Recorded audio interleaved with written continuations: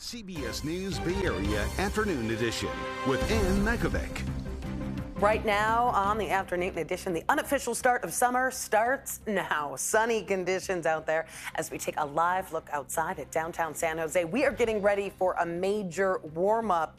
Thanks for joining us this Tuesday. We are talking about triple-digit temperatures. Close to them, at least, by the end of this week. So let's check in with First Alert meteorologist Jessica Birch in the Virtual View studio so we can get prepared, because ready or not, Jess. I know, here it comes. So let's take a quick look at what's going on for us. We start off with today and our daytime highs.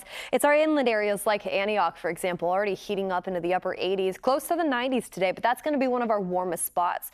You look at our microclimates all the way over into the coast, it's a completely different picture with upper 50s today in Half Moon Bay and Pacifica. 80s and 70s widespread throughout our inland areas, 60s along San Francisco, all the way off into places like Pacifica too, where it's going to be a very interesting setup as we head into the coming days. I want to show you what's going on right now, though. We take a look behind me. The National Weather Service has already extended an extreme heat watch. This is going to start Friday in Solano County and all throughout the Central Valley. I wouldn't be shocked if, honestly, we see more Bay Area counties get highlighted with this map as we head into the coming days. We are gearing up for upper 90s, close to the triple digits, off into areas like Antioch right around the corner as we head into this Friday's forecast. It will cool down pretty fast on the back end of this weekend, though. By Sunday into next week, we're right back to average. We just have to get through this heat wave first. I'll have more on that coming up in just a bit. Thanks, Jessica. Police and firefighters are avoiding the heavy budget acts in San Francisco. Mayor Daniel Lurie says public safety is a top priority and the city is prepared to pay for it. According to sources in the mayor's office, public safety departments will now be exempt from the city's 15% across the board budget cuts. That means funding for police officers, prosecutors, and firefighters will be protected, though it's not clear if there would be any cuts to non-sworn or administrative positions. In a statement to KPIX, Mayor Lurie said in part, quote, "A difficult budget requires difficult choices, but we must always prioritize the safety of San Franciscans. That's why our budget will support the men and women in uniform, keeping our city safe with absolutely zero cuts to sworn officers." And it was just 2 weeks ago the mayor announced a push to put hundreds more police officers on the streets. SFPD is still 500 officers short of the recommended staffing level, according to city data. The initiative comes in the wake of a recent audit that found police overtime had doubled over a 5-year span ending in 2023. We have been living on overtime, and that is not sustainable. We're fortunate that we have the overtime and that the board and the mayor has granted us that funding to fill in the gaps, but we know that's not a sustainable model. Mayor Lurie needs to submit his budget by June 1st, the city facing a more than $800 million budget shortfall. Now to some of the other headlines we are following this afternoon. A pedestrian was hit and killed this morning in San Francisco's Soma neighborhood. Officers responded at around 5:15 a.m. to 10th Street and Harrison. The driver did remain on scene, but traffic was shut down from 10th Street to Folsom and Bryant while police investigated. A pedestrian was taken to the hospital, but later died from their injuries. Finally, police in Vallejo are investigating a triple shooting that turned deadly.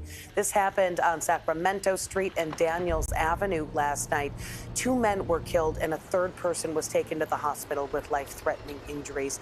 The names of the people who were killed have not been released. New video just in of an RV fire that turned deadly in San Jose. You can see the burned shell of a vehicle there. That fire broke out on Healy Boulevard at around 10:30 this morning. It spread to nearby trees and then threatened a commercial building. San Jose Fire has confirmed 1 person was killed, but we don't know any more details. The cause of that fire still under investigation. Developing news on the COVID front. The COVID-19 vaccine is no longer being recommended for healthy pregnant women or healthy children on the CDC's immunization schedule.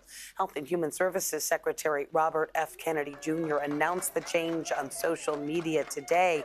That comes a week after the FDA said it is overhauling how it approves COVID vaccines, restricting the number of Americans approved for this fall's booster shot.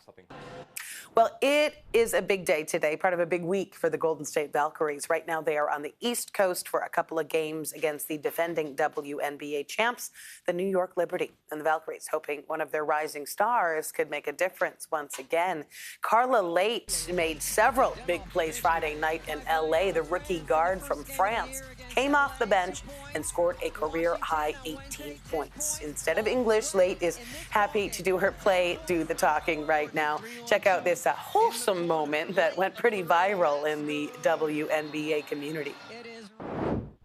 Sorry, my English is not very good, so she hope we're gonna keep going to play like that, and yeah, I mean, she's happy.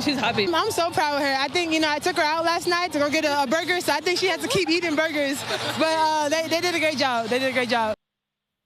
Well, you can watch the Valkyries take on the New York Liberty today.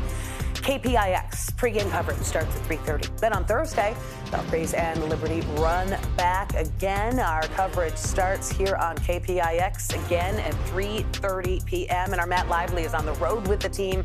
He's going to have reports throughout the week.